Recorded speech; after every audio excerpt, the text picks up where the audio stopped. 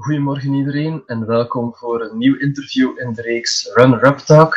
Voor vandaag hebben we een grote naam te pakken gekregen. Opnieuw een grote naam, want iedereen die runner-up wordt op het Songfestival is een grote naam. En voor vandaag is dat iemand die van aan de andere kant van de wereld komt. Als ik dat zeg, denken jullie waarschijnlijk al aan Australië. En er is tot zover maar één Australische kandidaat die runner-up geworden is. Dat is Dami Im.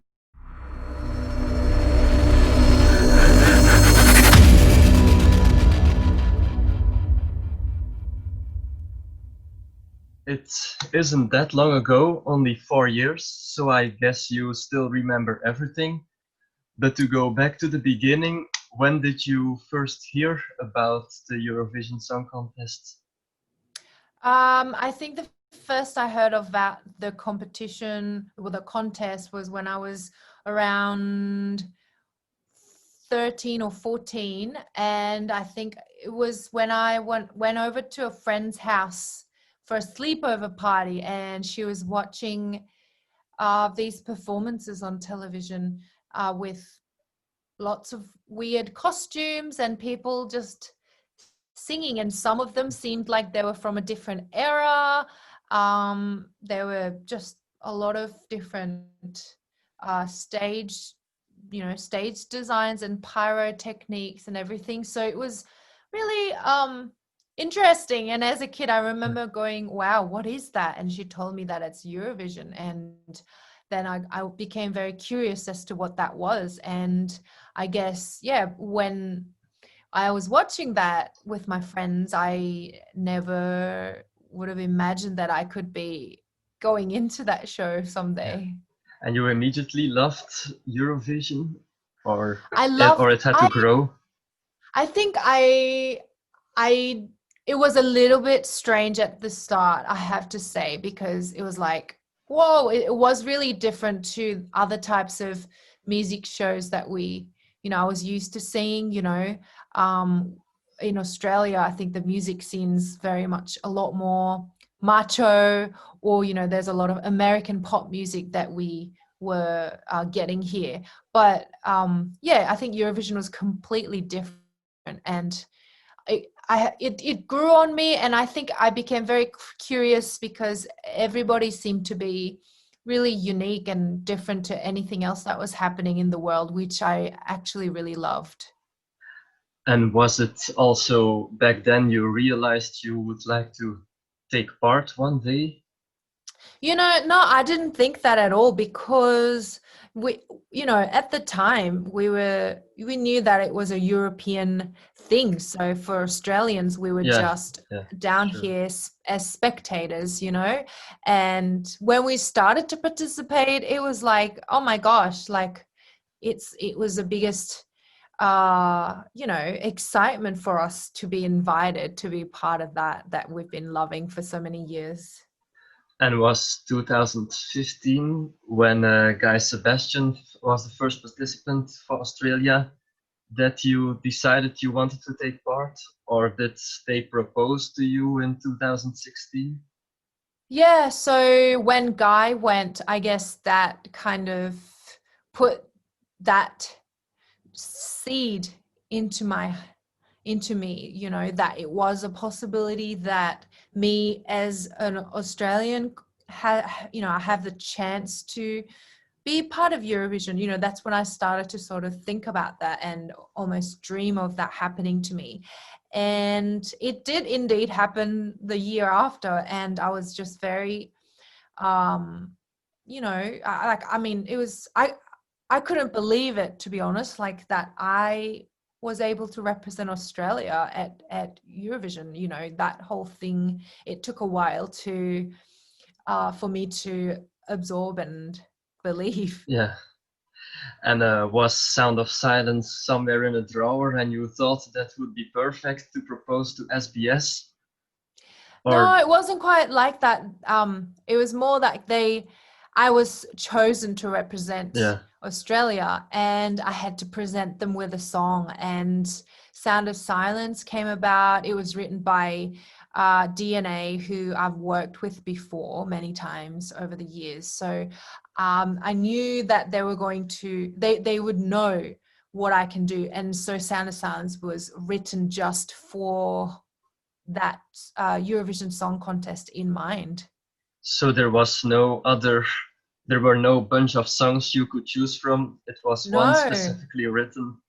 Yeah, it was. And I guess if I didn't like that one, or we felt it wasn't good enough, then I guess there would have been other options. But I think we all agreed that that one was going to be the one, and I knew I could take it to places and, you know, do more things with it vocally to make it as strong as it needed to be. Yeah, well, it was vocally impressive indeed.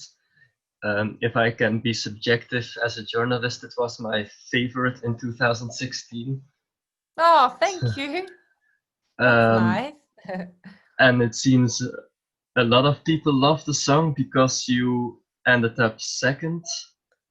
Did you believe you could win the song contest before, or end up that high before the show started? So no, so going into the competition, I didn't really know realistically how I would do. You know, obviously I aim to do really well and aim to win or whatever, but realistically I think I really just wanted to do better than the previous year, with guys entry being number 5, and I had put the pressure on myself to do better than 5. Yeah. And you know, that was already a big pressure on me, because you can't really control what you're going to end up with the voting and people's minds. So you know, coming second was still really cool, and you know, it's much better than what I had really aimed for. But I guess, yeah, because when the results were coming in, we were sitting at the top for so long that people think like, oh, we should have won and whatever. But I guess, yes, coming second is still pretty cool to me. And how long in the show or in the final evening did you believe that you would or could win? Because in the televoting sequence, there were only 4 countries left. You still had to receive the points. Then you were in top position Yeah. until Ukraine and Russia were left. Yeah, I think when the points started to come in, we were right at the top for so many for so many countries gave us top points, and we were on the camera every single time. And you know, it was really crazy, that whole experience, going, oh my gosh, we're doing so well. And yeah, I think it was at that point that we suddenly realized, oh my gosh, it's a possibility that we could win.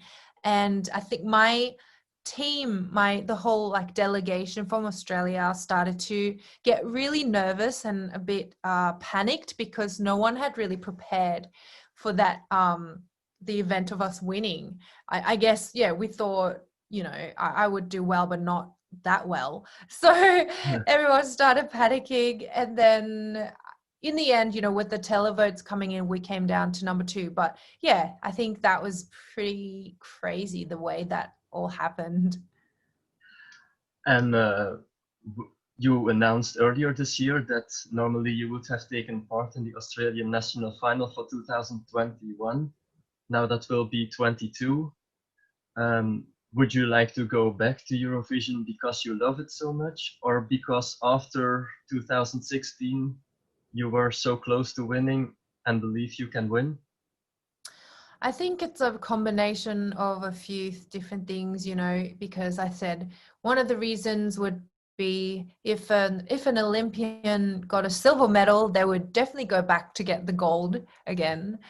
And the other reason was because, yeah, as you said, I enjoyed my experience. It was life-changing. I just loved being a part of something so big and so joyous and so much fun. So I wanted to re-experience that for myself. And then, yeah, obviously everything changed. So I'm actually not sure if I would still do it after next year and the year after, but yeah, I haven't really decided, so I'll have to wait and see what happens. So it's not sure yet if you Not sure. try No. in 22. No. Okay, well, we'll hear about that the day you decide, I guess. Um,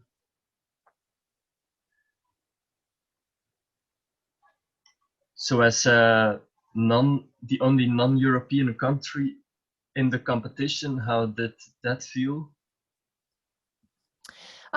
Yeah, it was interesting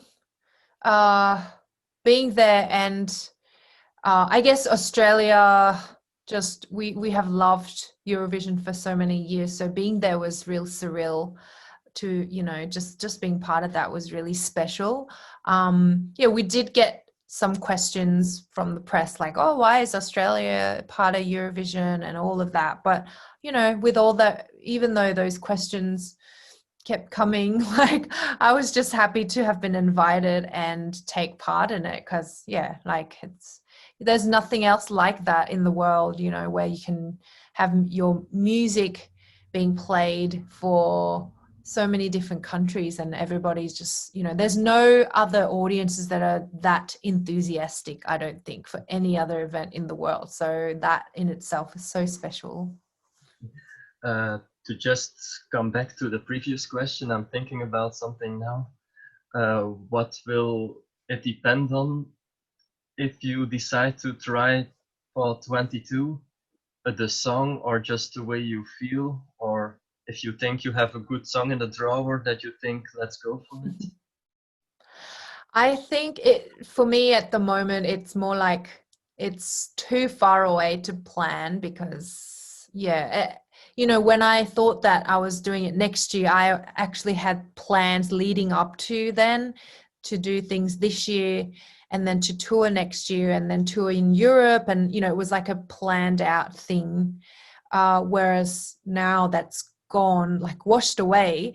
I want to have a plan that involves Eurovision, so that it's a bigger picture than just one event, you know what I mean? And I want to be able to make the most of it and tour in Europe and really enjoy the whole thing. But if I think it's too far away to plan that, plan something that will happen or may not happen in 2 or 3 years time. Yeah. So I guess when we get there and I still feel like I want to, I have that, I think, I have to have enough energy to do it then as well. Like it takes a lot of energy to commit yourself to something like that. You can't just be like, oh, I'll give it a go. Like, if I do it, I want to like pour everything into it. So I think that's the main thing for me. Yeah. You were talking about touring Europe. I think that would be, correct me if I'm wrong, the first time that you do a European tour? Yeah, absolutely. Yeah. How did it So come that it happened earlier? Pardon? How did it come that it didn't happen earlier? Some Eurovision artists, they go on tour after a great success. Yeah. So for me, I think the first time I did Eurovision, me and my team, we just didn't really know how to make the most of the opportunity through Eurovision. And I guess if we had known previously how amazing and successful we would go, or I would be at Eurovision, then we would have maybe scheduled more tours and, some other activities around it, and meet the European fans, etc. So yeah, we missed out on all of that, because it's much harder to do that for Australians, because we're so far away, and it costs a lot of money to just fly there and to stay. So it requires a lot of planning, and I think we weren't quite, we didn't have a good plan back then. We just said, oh, let's have a go and see what happens. Are you already planning now for the European tour? Are there, for examples, already locations that that you go to? Maybe Belgium? No, Belgium. I would love to go to Belgium just to eat the waffles. But at the moment, Yeah, I mean, I have like wish lists, but there's nothing concrete. Like I'd love to go to Belgium, love to go to France, play at UK, back to Sweden, like things like that. But yeah, at the moment with what's happening in the world, I don't think anybody can really plan anything until things improve first. Yeah. Just a short question in between. You mentioned waffles. Is there something else you know about that tiny country Belgium? in Europe? Yeah. What else do I know? Belgium. Am I missing something? Belgium is, I don't know. I think I don't know much about Belgium. What should I know, do you think? Well, besides the chocolate, there is Oh, chocolates, of course. besides the waffles, there is the chocolate. A lot of beer. A Ah, small statue of a young boy, dead piece. what's that? Well, it's called Manneke-piece. It's in Uh-huh. Brussels. Maybe you can look it up later if you Okay. would like to. Oh, I know Should- Brussels sprouts. Sorry. yeah, yeah, yeah. Brussels But sprouts yeah, indeed. yeah, yeah. I feel like Belgium's a very special place, and yeah, because I don't know a lot about it, and I know there's a lot of history and things that I should learn before I get there. So yeah, I would Yeah, really like to go and there one difficult day. politics, but I won't bother you with that. Yeah, yeah, yeah, I can imagine. Um, so what I saw looking up the results since 2016. Um, I don't know about 2015, but Australia is, although it's a big fan favorite, is always doing better with the juries than the televote. Can you explain that? That's interesting. Um, I don't know. I feel like in my year, the the the reaction in the room with the audience in real life was electric. It was so special. And after my performance, the roar and the crowd clapping and the cheer was just out of this world. I had never witnessed anything like that. It was incredible. And yeah, so I knew that people were loving me in the room, but I think televoting, perhaps it didn't translate as well, or it could also be that people don't, think Australia should win because we're not part of Europe. It could be some of that as well, but yeah, I don't know. I think hopefully people will judge Australia for its music and not be put off by the fact that we're so far away from you guys. Yeah, I know. I think the real Eurovision fans love Australia, no matter how far you are. And I Mm. think not far in the future, Australia will win. Do you think so? Yeah, it's with all these good results, I think it's written in the stars. All right, well, let's see. Let's see how long that takes us. And how did, after your participation, uh, how did Eurovision influence your career? Were you already very well known in Australia? I think I was already well known, but it did lift me to, another level where people, connected with me a lot better, and so much support was given to me. All around the world, but especially in Australia, I had tweets from everybody, including the prime minister and the opposition leader, and like everybody that were influential, wanted to talk about what happened with me at Eurovision. Like it was a very big thing back here in Australia. So after that, I'm always talking about it. I'm always singing Sound of Silence at all my concerts. And I think it's definitely changed my life. It's, like, I don't think it'll ever, as long as I have this career as an artist, me and Eurovision, like it'll never be separated. It's something that I will take on forever. And do you still sing the song a lot on concerts? Oh yeah, every concert, yeah, that's the song that people want to hear. And, Yeah, that's you what know, makes like, me happy. did you watch the Eurovision movie? Yeah, I saw it. Yeah, Yeah, and you know they're like, sing "Ya Ya Ding Dong." yeah, Yeah, yeah, that's like indeed. me. Yeah, sing "Sound of Silence." That's me. So it's about the same. Yeah. So you're not yet tired of singing that song? I don't think I'm tired. I think I still enjoy it every time. Like, yeah, I don't think I'll ever get truly sick of it. It's, you know, unless I had to sing it like 100 times in a row. But if it's just like once at every concert, I don't mind. Yeah.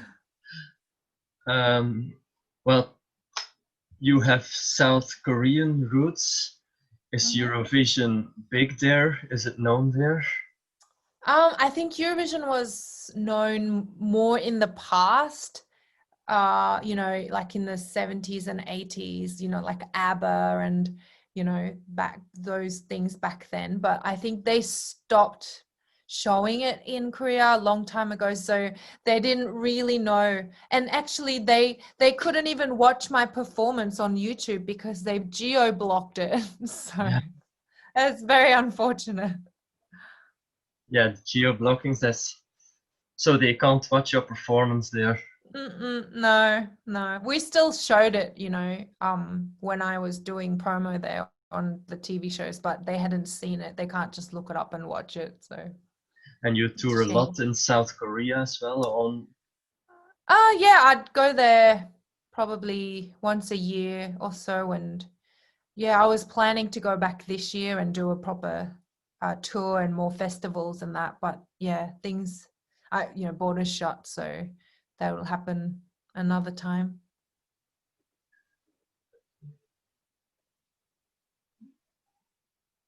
And we already heard a lot of rumors about a certain Eurovision Asia, and now there is a non-competitive TV song festival, but that's not the same. But if Eurovision Asia ever occurs, maybe it's a mean question, but would you take part for Australia or South Korea?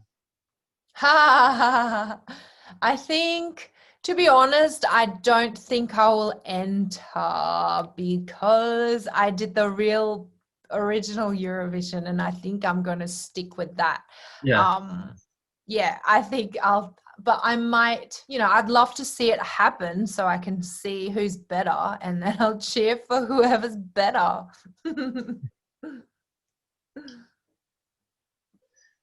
I'm just checking my questions, which one I have left. Mhm. Uh,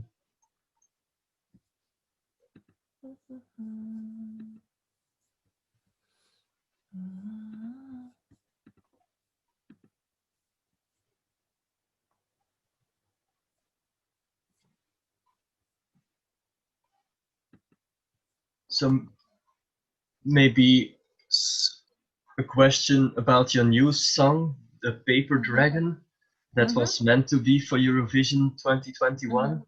Mhm. Uh, Also a very good song, Thank you. but I just wanted to ask what the title means. Is it what it says, a paper dragon? Or if I read the lyrics, it talks about you being very strong, but I don't see what a paper dragon is. Right. So it's a song, it's a song telling your doubters that you are a real dragon and you're not a paper dragon. You can't rip me apart. I'm a real dragon. I will breathe fire on you. I am strong and don't mess with me kind of thing. So it's telling all your doubters how strong you are. It's about self-belief and self-confidence. I found something trying to look it up about a paper tiger. I don't know if you know that, but I guess that's not the same. No, it's not that one. A paper tiger is, yes, that was also something with being powerful but unable to withstand challenge, but that doesn't connect to the lyrics of Paper Dragon at all. Oh, I didn't know about that. Interesting. When can we expect your new album in 2021? My new album. Yes. So I'm working towards one, and next year I'll be releasing my album. So yeah, I'll continue to work on my songs this year and come up with a great album. You're still working on the album, or the songs are ready? Well, I'm almost finished with it, but I think I'm going to keep writing to see if I can improve it, since we still have so much time. So you can choose the best songs. Yeah, the best songs the best that, album as possible. and make it into, like, shape it and make it the best album. Yeah, exactly. Okay, that's about it, I think. Okay. I don't think I have more questions, and I hope I didn't forget anything. I think your questions were very good, and we've covered everything, I think. Yeah. Oh, actually, I meant to say, the music video of Paper Dragon, I worked with a paper motion movie director who is in Italy, and he did all the paper cutouts himself, handmade paper animation to make this video. And I sent my video through Brisbane. It made it in Brisbane and sent it over. So that was another interesting process. If you want to mention something about that. That sounds. The clip indeed looks very special. So it's really made with paper. Yeah, it's made with close paper. up, or how does that work? Pardon? So how does that exactly work? Is the paper being filmed and close up, and so the director in Italy, he cut up all the paper with by hand and made the models, and he, it's a stop motion animation where, it takes photos and they cut it into like motion, like a cartoon but in 3D. And I filmed my bits in Brisbane, and he was able to put it together with the rest of the clip. And then they put everything together with computer. Yeah, so exactly. It looks like you are in that paper world. Exactly. Okay. I'm trying to understand. I'm not very technical. That's all right. But I think I understand. Yeah. Okay, so I will let you have a rest now after a probably tiring day. All right. Is it morning over there now? Yeah, it's almost noon, 11:30 in the morning. All right. Oh, that's a good time. In about an hour, it's time to eat something. Okay. Go and get some waffles. Do you eat waffles every day? No, that would be not too healthy. Oh yeah, and fries, of course. Fries with beer. People call them French fries, but actually it are Belgian fries. Really? I didn't know that. It's a Belgian thing, but everyone calls them French fries. The French stole them from you. Yeah. Oh, there you go. I learned something new. So, well, I hope in the case you come to Belgium one day, you indeed learn something about the country. Yeah, I'll ask for the Belgian fries. Yeah, good. Okay. All right. Thank you so much. And have a good day. Yeah, and have a good meal. Good evening. Thank you. Goodbye. See you. Bye-bye.